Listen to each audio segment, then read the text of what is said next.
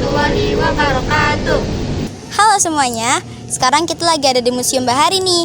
Tujuan kita datang ke museum ini adalah untuk melakukan observasi demi melaksanakan tugas yang diberikan Bu Muti di pembelajaran pemasaran pariwisata berbasis digital. Pertama-tama, perkenalkan, nama saya Aulia Nurusifa, nomor absen 10. Perkenalkan, nama saya Muhammad Rafi Jirabani, absen 22. Perkenalkan, nama saya Adisti Dwi Anggraini, absen 1. Perkenalkan, nama saya Jessica Sola Graciora, nomor absen 17. Perkenalkan, nama saya Ahmad Garudin, absen 04. Ikutin keseruan kita hari ini yuk. Nah, sekarang kita udah mulai masuk ke dalam Museum Bahari. Sedikit informasi nih untuk teman-teman sekalian yang mau datang berkunjung ke Museum Bahari. Kita hanya perlu menaiki KRL tujuan Jakarta Kota, dilanjut dengan angkot M15 tujuan Pasar Ikan. Museum Bahari terletak di Jalan Pasar Ikan nomor 1, RT 11, RW 4, Penjaringan, Kecamatan Penjaringan, Jakarta Utara, DKI Jakarta. Untuk masuk ke Museum Bahari, kita sebagai pelajar hanya dikenakan tarif sebesar Rp5.000 per orangnya.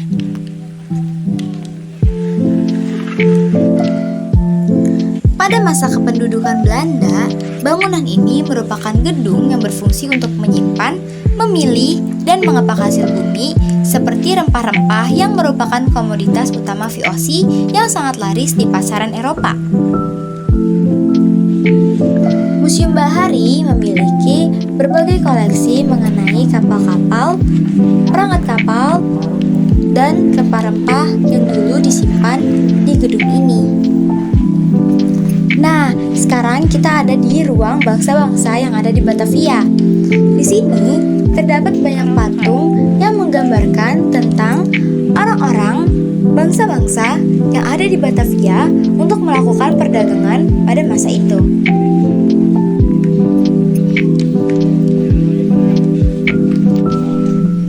Nah, teman-teman sekalian, sekarang kita berada di ruangan pameran warisan budaya. Seperti yang teman-teman bisa lihat, di sini terdapat berbagai banyak jenis rempah-rempah yang dulu disimpan di gedung ini.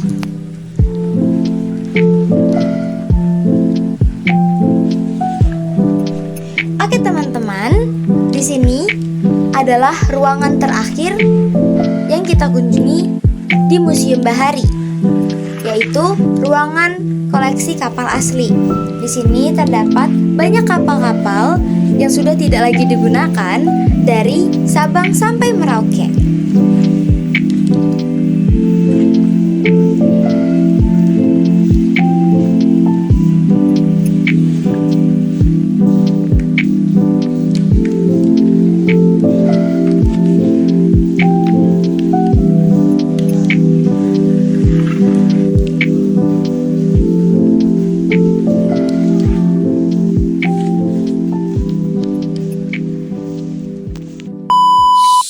Sabar dulu ya teman-teman, kita masih ada wawancara bersama Kak Dita. Sebelumnya selamat datang di Museum Bahari. Perkenalkan, nama kakak Kak Dita. Selamat datang di Museum Bahari. Ya, terima kasih Kak. Sebelumnya Kak Dita, mohon maaf kita ganggu waktunya. Kita mau wawancara mengenai Museum Bahari. Boleh? Boleh. Jadi bagaimana sih Kak sejarah berdirinya Museum Bahari? Dulu sebelum ini tuh jadi museum tuh, ini tuh tempat apa ya gitu? Ya, jadi lokasi kita itu kan ada di Pelabuhan Sunda Kelapa. Jadi Pelabuhan Sunda Kelapa itu kenapa namanya Pelabuhan Sunda Kelapa? Memang asal mula dari kota Jakarta itu dikenal dari pelabuhan yang namanya Sunda Kelapa. Nah, Sunda Kelapa ini tadinya itu kan menjadi tempatnya pusat dari perdagangan dari bangsa-bangsa Eropa yang datang ke Nusantara atau ke Indonesia. Nah, si bangunan ini itu dipakai pas zamannya Belanda. Itu dibangun tahun 1652. Nah, dulunya itu tidak seluas ini, jadi hanya sebesar rumah tingkat saja. Nah, untuk sebesar ininya itu dia mulai dibangunnya tahun 1718. Dan ini dulunya digunakan sama Belanda, itu sama VOC, dijadikan sebagai gudang dari rempah-rempahnya. Seperti itu. Kalian tahu nggak rempah-rempah apa nih sebelumnya? Rempah-rempah kayak Iya, kunyit, cengkeh, jinten. Iya, kalau kalian sudah keliling nih tadi itu makanya ada koleksi tentang rempah-rempah karena dulunya bangunan ini bekas gudang rempah-rempah VOC. Dan bisa dilihatnya tahunnya itu dia dari pintu-pintunya. Jadi di pintunya itu ada tulisan anno. Anno itu bahasa Latin, artinya tahun. Kayak gitu. lanjut. Rafa, tanya. Nanya ada apa? Pertanyaan berikutnya, apa visi dan misi Museum Bahari? Visi Museum Bahari itu dia pertama visinya itu untuk mengeksplor nilai-nilai kebaharian yang ada di Nusantara. Terus selain itu dia juga menumbuhkan rasa cinta terhadap karya-karya seni perahu tradisional yang ada di Nusantara, seperti itu. Dan untuk misinya kita itu untuk memberikan pelayanan kepada publik tentang informasi kebaharian yang ada di Nusantara. Dan yang kedua itu untuk meningkatkan wawasan dan apresiasi masyarakat terhadap nilai-nilai kebaharian. Dan yang ketiga itu untuk menjadikan tempat kunjungan publik yang edukatif dan informatif dan kreatif. Terus yang keempat itu mengembangkan rasa cinta tanah air melalui eksplorasi kebaharian, seperti itu. Pertanyaan berikutnya, bagaimana perkembangan pariwisata di Museum Bahari? Perkembangannya cukup meningkat ya dari tahun ke tahun. Kenapa? Karena tadi tuh bangunannya itu bekas dari gudangnya VOC. Dan selain VOC juga bangunan ini pas zaman Jepang itu dijadikan sebagai gudang dari logistiknya tentara Jepang. Nah, setelah jadi gudang logistik, kita kan merdeka nih. Nah, pas merdeka ini dijadikan sebagai kantor dari PLN.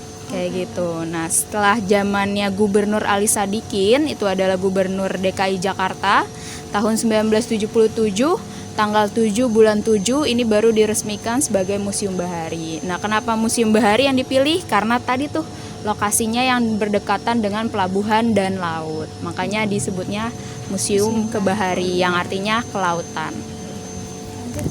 Pertanyaan berikutnya, untuk mata pencarian masyarakat di sekitar sini tuh apa ya? Rata-rata untuk masyarakat sekitar sini itu biasanya mata pencariannya itu dia sebagai nelayan dan juga sebagai penjual ikan asin. Jadi banyak sekali tuh kebetulan dekat dengan Museum Bahari itu ada namanya Kampung Akuarium. Nah, di situ biasanya mereka menjadi pedagang atau pengusaha ikan asin. Itu banyak sekali kayak gitu.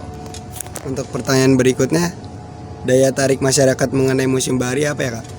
Untuk daya tariknya, mereka biasanya ingin melihat bangunannya nih. Kalau dilihat kan bangunannya itu banyak sekali jendela-jendela besarnya ya. Itu seperti bangunan di Lawang Sewu yang di Semarang. Nah, jika di foto tuh cukup menarik karena otentik kayak masih zaman-zaman Belanda.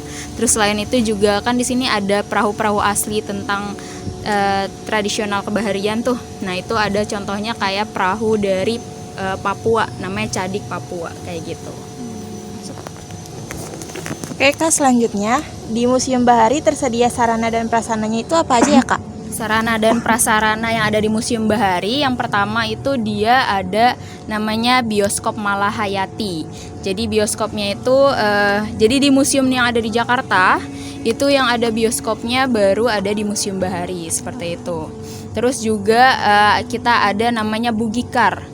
Bugikar itu adalah mobil jemputan, itu jemputannya dari Kota Tua Merkur menuju ke Museum Bahari. Nantinya dari Museum Bahari pun bisa diantar kembali ke Hotel Merkur, tapi itu hanya tersedia pada saat hari weekend aja. Seperti itu. Terus juga kita menyediakan adanya toilet untuk disabilitas. Dan juga kita ada kayak ini payung-payung seperti ini untuk tempat duduknya. Oke, selanjutnya untuk hal menarik yang menjadi ciri khas di Museum Bahari itu apa aja ya? hal yang menarik itu selain bangunannya, kita juga di depan itu masih ada namanya Menara Syah Bandar, atau itu namanya Menara Pantau. Dulunya itu untuk memantau kapal-kapal yang ingin masuk ke dalam kota Batavia. Nah, kenapa kok menarik? Karena menara itu dia sudah mirip seperti Menara Pisa di Italia kayak gitu. Dan juga selain itu yang menariknya itu kita juga di depan dari bangunan Museum Bahari itu ada tembok putih besar yang dulunya adalah sebuah benteng dari bentengnya Batavia. Jadi bentengnya itu tadinya mengelilingi kota Batavia atau kota Jakarta pada saat zaman Belanda, tapi sekarang sisanya kebetulan hanya tersisa di depan Museum Bahari saja kayak gitu. Oke, terima kasih Kak Dita. Ya, Ya, terima kasih Kak Dita untuk meluangkan waktunya untuk kami wawancarai. Apa lagi ya? ya terima kasih Oke, juga sudah berkunjung ke Museum Bahari. Jangan lupa bawa teman-temannya nih untuk berkunjung ke Museum Bahari. Jangan lupa datang guys. Ya, jangan lupa datang ya. Terima kasih.